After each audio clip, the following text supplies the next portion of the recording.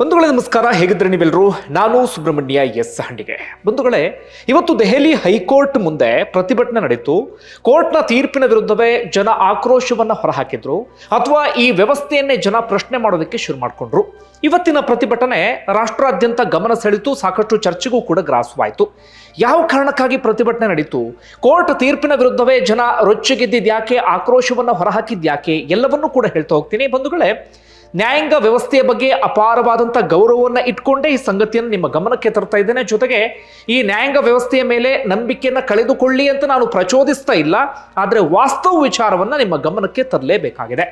ಬಂಧುಗಳೇ, ಈ ಹಿಂದೆ ಏನಾಗ್ತಿತ್ತು, ಕೋರ್ಟ್ನಲ್ಲಿ ಯಾವುದಾದ್ರೂ ತೀರ್ಪು ಬಂತು ಅಂತಾದರೆ ನಾವು ಅದನ್ನು ಗೌರವಿಸ್ತಾ ಇದ್ವಿ, ಅದನ್ನು ಅಕ್ಸೆಪ್ಟ್ ಮಾಡ್ತಾ ಇದ್ವಿ. ಆದರೆ ಇತ್ತೀಚಿನ ಒಂದಷ್ಟು ತೀರ್ಪುಗಳು ಅಥವಾ ಕೋರ್ಟ್ನ ವ್ಯಾಖ್ಯಾನ ಮತ್ತು ವಿಶ್ಲೇಷಣೆ ಜನ ಸಹಜವಾಗಿ ಪ್ರಶ್ನೆ ಮಾಡುವಂತೆ ಮಾಡಿದೆ, ಅಥವಾ ಜನ ಅದರ ವಿರುದ್ಧವಾಗಿ ಪ್ರತಿಭಟನೆಯನ್ನು ಕೂಡ ಮಾಡುವಂತೆ ಆಗ್ತಾ ಇದೆ. ಎಲ್ಲಿ ಎಡವಟ್ಟಾಗ್ತಿದೆ ಅನ್ನೋದು ಅರ್ಥ ಆಗ್ತಿಲ್ಲ. ನಮ್ಮ ನ್ಯಾಯಾಂಗ ವ್ಯವಸ್ಥೆಯಲ್ಲೇನಾದರೂ ಎಡವಟ್ಟುಗಳಾಗ್ತಿದೆಯಾ, ತಪ್ಪುಗಳಾಗ್ತಿದೆಯಾ, ಕಾನೂನು ಪ್ರಕ್ರಿಯೆಗಳೇನಾದರೂ ಎಡವಟ್ಟಾಗ್ತಿದೆಯಾ? ಈ ಕಾರಣಕ್ಕಾಗಿ ಅದೆಷ್ಟೋ ಜನ ಇಂದಿಗೂ ಕೂಡ ನ್ಯಾಯ ಸಿಗದೆ ಒದ್ದಾಡುವಂತಾಗಿದೆ. ನ್ಯಾಯಾಂಗ ವ್ಯವಸ್ಥೆಯ ಮೇಲೆಯೇ ನಂಬಿಕೆಯನ್ನು ಕಳೆದುಕೊಳ್ಳುವಂತಾಗಿದೆ. ಈಗ ಸದ್ಯ ನಮ್ಮ ದೇಶದಲ್ಲಿ ಒಂದು 3 ಪ್ರಕರಣಕ್ಕೆ ಸಂಬಂಧಪಟ್ಟಾಗ ಬಹಳ ಚರ್ಚೆ ಆಗ್ತಾ ಇದೆ. ನೀವು ರಾಷ್ಟ್ರೀಯ ವಾಹಿನಿಗಳನ್ನು ಫಾಲೋ ಮಾಡ್ತಾ ಇದ್ರೆ ನಿಮ್ಮೆಲ್ಲರ ಗಮನಕ್ಕೂ ಕೂಡ ಬಂದಿರುತ್ತೆ. ಆ ಪ್ರಕರಣಗಳು ಯಾವ್ದ್ಯಾವುದು, ಯಾವ ಕಾರಣಕ್ಕಾಗಿ ಚರ್ಚೆ ಆಗ್ತಾ ಇದೆ, ಒಟ್ಟಾರೆಯಾಗಿ ಕೋರ್ಟ್ನ ವಿರುದ್ಧ ಅಥವಾ ಕೋರ್ಟ್ನ ಈ ತೀರ್ಪುಗಳ ವಿರುದ್ಧ ಜನ ಆಕ್ರೋಶ ಹೊರಾಗ್ತಿರೋದು ಯಾಕೆ, ಎಲ್ಲವನ್ನೂ ಕೂಡ ಶಾರ್ಟ್ ಆಗಿ ವಿವರಿಸ್ತಾ ಹೋಗ್ತೀನಿ. ಸಾಧ್ಯ ಆದರೆ ವಿಡಿಯೋವನ್ನು ಸ್ಕಿಪ್ ಮಾಡದೆ ಕೊನೆಯವರೆಗೂ ಕೂಡ ಗಮನಿಸಿ. ಒಂದು ಪ್ರಕರಣ ನೀವು ಈಗಾಗಲೇ ಗಮನಿಸಿರಬಹುದು, ಸೋಷಿಯಲ್ ಮೀಡಿಯಾದಲ್ಲೂ ಬಹಳ ಚರ್ಚೆ ಆಗ್ತಿದೆ. ಅದು ಉನ್ನಾವೋ ಪ್ರಕರಣ. ಏನು ಉನ್ನಾವೋ ಪ್ರಕರಣ ಅಂದರೆ, ಅದು ಉತ್ತರ ಪ್ರದೇಶದ ಉನ್ನಾವೋ ಎನ್ನುವಂತಹ ಭಾಗ. ಅದು ಆ ಭಾಗದಲ್ಲಿ ನಡೆದಂತಹ ಘಟನೆ ಇದು.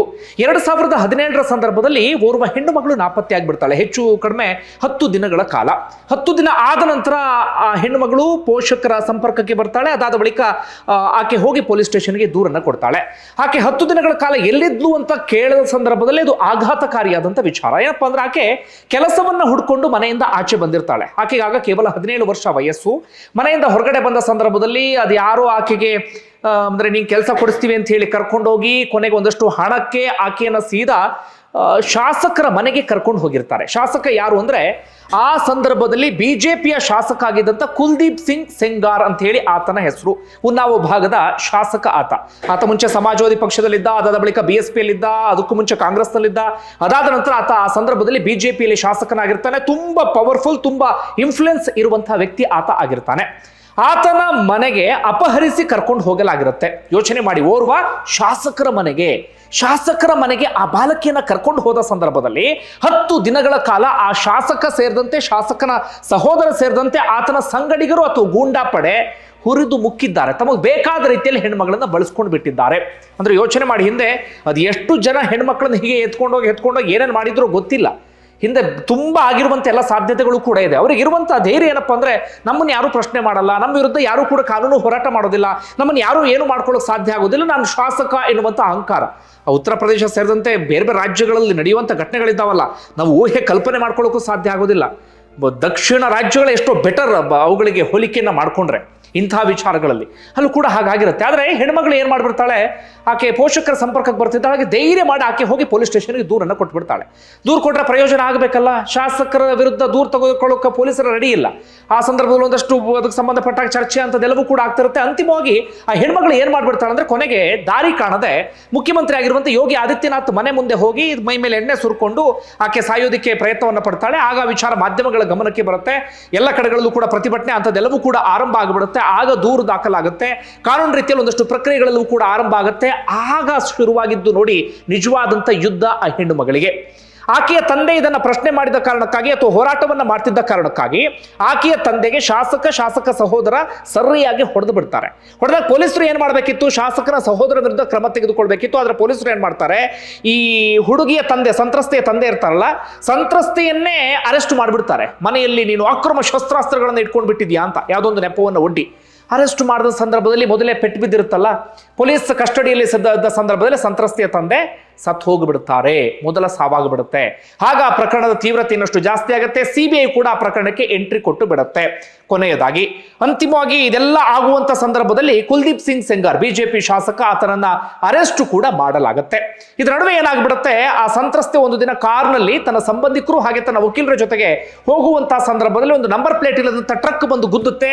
ಆ ಸಂತ್ರಸ್ತೆ ಇಬ್ರು ಸಂಬಂಧಿಕರು ಸತ್ತೋಗ್ಬಿಡ್ತಾರೆ. ಸಂತ್ರಸ್ತೆ ವಕೀಲರು ಕೂಡ ಗಾಯಗೊಂಡಿರ್ತಾರೆ. ಸ್ವಲ್ಪ ದಿನ ಆದ್ಮೇಲೆ ಅವರು ಕೂಡ ಸಾವನ್ನಪ್ಪಿ ಬಿಡ್ತಾರೆ. ಅಲ್ಲಿಗೆ ಸಾವಿನ ಸಂಖ್ಯೆ ಎಷ್ಟಾಗ್ಬಿಡ್ತು, ತಂದೆ, ಇಬ್ರು ಸಂಬಂಧಿಕರು, ವಕೀಲರು, ಈ ಪ್ರಕರಣ ಸಂಬಂಧಪಟ್ಟ ಹಾಗೆ 4 ಸಾವಾಗಿ ಬಿಡುತ್ತೆ. ಅದಾದ ಬಳಿಕ ಈ ಸಂತ್ರಸ್ತೆಯ ಚಿಕ್ಕಪ್ಪ ಹೋರಾಟಕ್ಕೆ ನಿಂತ್ಕೊಳ್ತಾರೆ. ಆ ಚಿಕ್ಕಪ್ಪನನ್ನು ಕೂಡ ಏನೇನೋ ಮಾಡಿ ಅವರನ್ನು ಹಿಂಸಿಸುವಂತ ಕೆಲಸ, ಅವರ ವಿರುದ್ಧವೂ ಯಾವುದೋ ಒಂದು ಹಳೆ ಪ್ರಕರಣವನ್ನ ಕೆದಕಿ ಅವರನ್ನು ಕೂಡ ಅರೆಸ್ಟ್ ಮಾಡುವಂತ ಕೆಲಸ, ಇಂಥದ್ದೆಲ್ಲವೂ ಕೂಡ ಆಗಿಬಿಡುತ್ತೆ.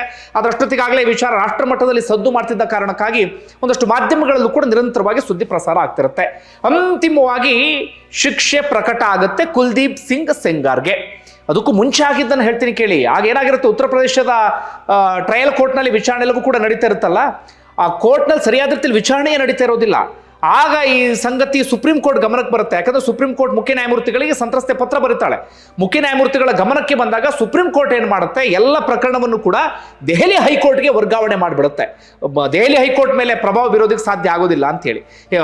ಈ ಕಾರಣಕ್ಕಾಗಿ ದೆಹಲಿಯ ಕೋರ್ಟ್ ಏನ್ ಮಾಡುತ್ತೆ ಅಂದ್ರೆ, ದೆಹಲಿಯ ಕೋರ್ಟ್ ಈ ಪ್ರಕರಣ ಸಂಬಂಧಪಟ್ಟಾಗಿ ತೀರ್ಪು ಪ್ರಕಟ ಮಾಡುತ್ತೆ. ಏನಂತ, ಈ ಬಿಜೆಪಿಯ ಶಾಸಕ ಅಪರಾಧಿ ಅಂತ ಹೇಳಿ ತೀರ್ಪನ್ನು ಪ್ರಕಟ ಮಾಡುತ್ತೆ.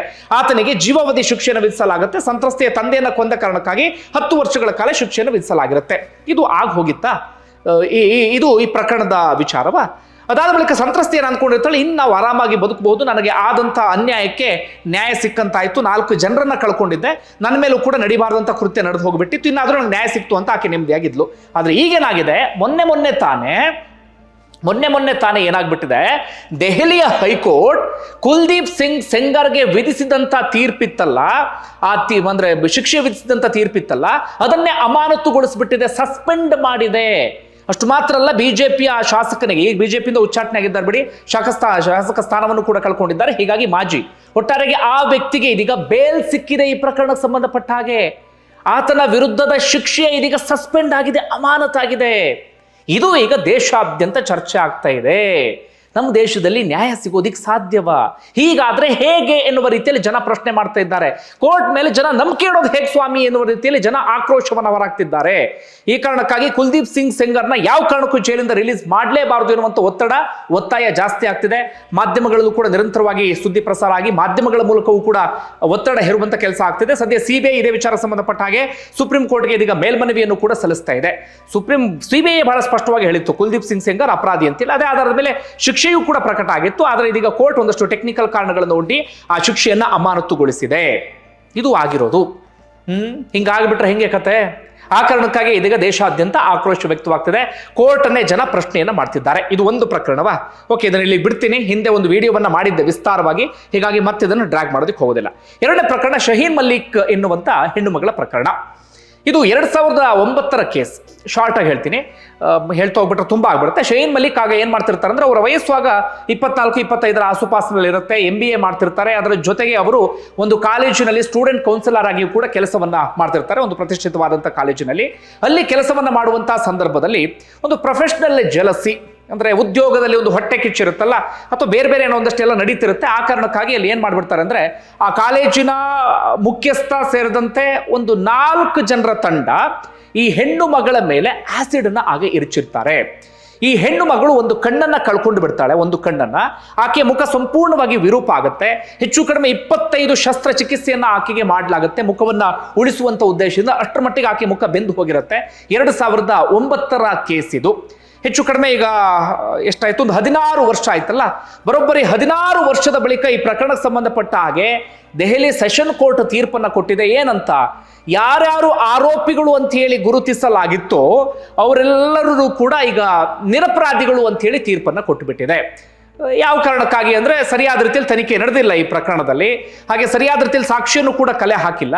ಹೀಗಾಗಿ ನಾವು ಅವ್ರನ್ನ ಅಪರಾಧಿ ಅಂತ ಹೇಳಿ ಪರಿಗಣಿಸೋದಕ್ಕೆ ಸಾಧ್ಯ ಆಗ್ತಾ ಇಲ್ಲ. ಹೌದು, ಆ ಹೆಣ್ಮಗಳಿಗೆ ಅನ್ಯಾಯ ಆಗಿದೆ, ಆಕೆಗೆ ಮುಖ ಕಂಪ್ಲೀಟ್ ಆಗಿ ಹೊರಟೋಗ್ಬಿಟ್ಟಿದೆ, ಆಕೆ 16 ವರ್ಷಗಳಿಂದ ಹೋರಾಟವನ್ನ ಮಾಡ್ತಿದ್ದಾಳೆ. ಹೌದು, ಆದ್ರೆ ಸಿಂಪತಿಯ ಆಧಾರದ ಮೇಲೆ ನಾವು ತೀರ್ಪನ್ನ ಕೊಡೋದಕ್ಕೆ ಸಾಧ್ಯ ಆಗೋದಿಲ್ಲ. ನಾವು ಟೆಕ್ನಿಕಲ್ ಗ್ರೌಂಡ್ಸ್ ಮೇಲೆ ತೀರ್ಪನ್ನ ಕೊಡಬೇಕಾಗತ್ತೆ. ಈ ಪ್ರಕರಣದಲ್ಲಿ ಸರಿಯಾದ ರೀತಿಯಲ್ಲಿ ತನಿಖೆ ಅಂತದೇನೂ ಕೂಡ ನಡೆದಿಲ್ಲ ಅಂತ ಹೇಳಿ ಅವ್ರುಗಳನ್ನ ಈಗ ನಿರಪರಾಧಿಗಳು ಅಂತ ಹೇಳಿ ತೀರ್ಪನ್ನ ಪ್ರಕಟ ಮಾಡಿಬಿಟ್ಟಿದ್ದಾರೆ. ಆ ಹೆಣ್ಮಗಳು ಈಗ ಶೈನ್ ಮಲಿಕ್ ಮಾತಾಡ್ತಾ ಇದ್ರು. ಅವ್ರ ವಯಸ್ಸು ಈಗ 40 ಹತ್ರ ಬಂದ್ಬಿಟ್ಟಿದ್ದಾರೆ. 16 ವರ್ಷಗಳಿಂದಲೂ ಕೂಡ ಹೋರಾಟ ಮಾಡ್ತಿದ್ರು. ಅವ್ರು ಹೇಳ್ತಾ ಇದ್ರು, ನನಗಾಗ ಮುಖಕ್ಕಾದಂಥ ನೋವಿಗಿಂತ ಈಗ ಕೋರ್ಟ್ ತೀರ್ಪಿನಿಂದ ನಂಗೆ ಸಂಕಟ ಆಗ್ತಿದೆ, ನೋವಾಗ್ತಿದೆ. ನಾವು ಯಾರ ಮೇಲೆ ನಂಬಿಕೆ ಇಟ್ಕೊಳ್ಬೇಕು ಎನ್ನುವ ರೀತಿಯಲ್ಲಿ ಅವ್ರು ಪ್ರಶ್ನೆ ಮಾಡ್ತಿದ್ದಾರೆ. ಇದ್ರ ವಿರುದ್ಧ ಈಗ ಮೇಲ್ಮನವಿ ಸಲ್ಲಿಸೋದು ಮತ್ತೊಂದು ಏನೇ ಮಾಡಿದ್ರು ಕೂಡ ಹೀಗಾಗ್ಬಿಟ್ರೆ ಏನು ಕತೆ, ನಮ್ಮಲ್ಲಿ ಈ ಕಾರಣಕ್ಕಾಗಿ ಕ್ರೈಮ್ ಜಾಸ್ತಿ ಆಗ್ತಿರೋದು ಎನ್ನುವ ರೀತಿಯಲ್ಲಿ ಅವ್ರ ಅಭಿಪ್ರಾಯವನ್ನು ವ್ಯಕ್ತಪಡಿಸ್ತಾ ಇದ್ದಾರೆ. ಇದೇನೋ ಹಳೆ ಕೇಸನ್ನು ಹೇಳ್ತಾ ಇಲ್ಲ, ಮೊನ್ನೆ ಬಂದಂಥ ತೀರ್ಪಿದು. ಅಂದ್ರೆ ಕೇವಲ 1 ವಾರದ ಅಂತರದ ತೀರ್ಪನ್ನು ಹೇಳ್ತಾ ಇದ್ದೇನೆ. ಹಾಗೆ 3ನೇ ಪ್ರಕರಣದ ವಿಚಾರಕ್ಕೆ ಬರ್ತೀನಿ. Vadodara case, Vadodara car crash case, ನೀವೆಲ್ಲರೂ ಕೂಡ ಗಮನಿಸಿರಬಹುದು. ಇದನ್ನು ಬಹಳ ಸದ್ದು ಮಾಡಿತ್ತು. ಬಹಳ ವರ್ಷಗಳಾಗಿಲ್ಲ, ಒಂದು 8 ತಿಂಗಳ ಹಿಂದೆ ಮಾರ್ಚ್ ತಿಂಗಳಲ್ಲಿ ನಡೆದಂಥ ಘಟನೆ. ಅವತ್ತೇನಾಗ್ಬಿಟ್ಟಿರುತ್ತೆ ಅಂದ್ರೆ, ಓರ್ವ ಕಾನೂನು ವಿದ್ಯಾರ್ಥಿ ಆತ ತನ್ನ ಐಷಾರಾಮಿ ಕಾರ್ನಲ್ಲಿ, ರಿಚ್ ಕಿಡ್, ತುಂಬ ಶ್ರೀಮಂತರ ಮಗ, ತನ್ನ ಐಷಾರಾಮಿ ಕಾರ್ನಲ್ಲಿ ಮಾದಕ ವ್ಯಸನವನ್ನು ಸೇವಿಸಿ ಸರಿಯಾಗಿ ಆತ ಆಲ್ಕೋಹಾಲ್ ಅನ್ನು ಸೇವನೆ ಮಾಡಿ ತನ್ನ ಸ್ನೇಹಿತನ ಜೊತೆಗೆ ಐಷಾರಾಮಿ ಕಾರ್ನನ್ನು ಹೈ ಸ್ಪೀಡಲ್ಲಿ ಓಡಿಸ್ಕೊಂಡು ಬರ್ತಾ ಇದ್ದ. ಗುದ್ಲಿ ಜನರ ಪ್ರಾಣ ಹೋಗ್ಲಿ ಎನ್ನುವಂಥ ಮನಸ್ಥಿತಿ. ಹಾಗೆ ಬರುವಂತಹ ಸಂದರ್ಭದಲ್ಲಿ ವಡೋದರದಲ್ಲಿ ಏನಾಗ್ಬಿಟ್ಟಿರುತ್ತೆ ಅಂದ್ರೆ, ಸ್ಕೂಟಿಯಲ್ಲಿ ಹೋಗ್ತಿದ್ದಂಥ ಓರ್ವ ಮಹಿಳೆಗೆ ಕಾರು ಗುದ್ದುತ್ತೆ. ಆ ಮಹಿಳೆಯನ್ನು ಚಿಕ್ಕ ವಯಸ್ಸಿನವರು. ಆ ಮಹಿಳೆ ಆ ಸಂದರ್ಭದಲ್ಲಿ ಪ್ರಾಣವನ್ನು ಕಳ್ಕೊಳ್ತಾರೆ. ಇನ್ನುಳಿದಂಥ 7 ಜನರಿಗೆ ಗಾಯ ಆಗಿರುತ್ತೆ. ಆದರೆ ಈತ ಕಾರಿಂದ ಇಳಿದು ಅನದರ್ ರೌಂಡ್ ಎನ್ನುವ ರೀತಿಯಲ್ಲಿ ಈತ ಕಿರ್ಚಿರ್ತಾನೆ. ಅಂದ್ರೆ ಇನ್ನೊಂದು ರೌಂಡ್ ನಾನು ಹೊಡಿತೀನಿ ಎನ್ನುವ ರೀತಿಯಲ್ಲಿ ಆತ ಮಾತಾಡಿರ್ತಾನೆ. ಅಂದ್ರೆ ಅಷ್ಟು ದರ್ಪದಲ್ಲಿ. ಅಂತಿಮವಾಗಿ ಆತನ ಅರೆಸ್ಟ್ ಮಾಡಲಾಗಿರುತ್ತೆ. ಆತ ಮಾದಕ ವ್ಯಸನ ಸೇವಿಸಿದ್ದು ಪ್ರೂವ್ ಆಗಿರುತ್ತೆ, ಆತ ಆಲ್ಕೋಹಾಲ್ ಸೇವನೆ ಮಾಡಿದ್ದು ಪ್ರೂವ್ ಆಗಿರುತ್ತೆ. ಒಟ್ಟಾರೆಯಾಗಿ ಆತ ಜೈಲಲ್ಲಿ ಇರ್ತಾನೆ. ಈಗ ಮೊನ್ನೆ ಏನಾಗಿದೆ ಅಂದ್ರೆ, ಆತನಿಗೆ ಇದೀಗ ವಡೋದರ ಹೈಕೋರ್ಟ್ ಆತನಿಗೆ ಜಾಮೀನನ್ನು ಕೊಟ್ಟು ಬಿಟ್ಟಿದೆ. ಈಗ ಮತ್ತೆ ಆ ವಿಚಾರಕ್ಕೆ ಸಂಬಂಧಪಟ್ಟಾಗಿಯೂ ಕೂಡ ಆಕ್ರೋಶ ವ್ಯಕ್ತವಾಗ್ತಿದೆ. ಕೋರ್ಟ್ಗಳು ಹೀಗೆ ಮಾಡಿದ್ರೆ ಹೇಗೆ ಸ್ವಾಮಿ ಅಂತ ಜನ ಪ್ರಶ್ನೆ ಮಾಡ್ತಿದ್ದಾರೆ. ಆತನಿಗೆ ಬೇಲ್ ಕೊಟ್ರೆ ಏನು ಕತೆ ಅನ್ನೋದು ಈಗ ಜನರ ಪ್ರಶ್ನೆ ಆಗಿದೆ. ಒಂದು ವೇಳೆ ಒಟ್ಟಾರೆ ಎಲ್ಲ ವಿಚಾರಕ್ಕೆ ಸಂಬಂಧಪಟ್ಟ ಹಾಗೆ ನಿಮ್ಗೆ ಏನು ಅನ್ಸುತ್ತೆ ಅದನ್ನು ಕಮೆಂಟ್ ಬಾಕ್ಸಲ್ಲಿ ಮೆನ್ಷನ್ ಮಾಡಿ. ಧನ್ಯವಾದ ವಿಡಿಯೋ ನೋಡಿದ್ದಕ್ಕಾಗಿ.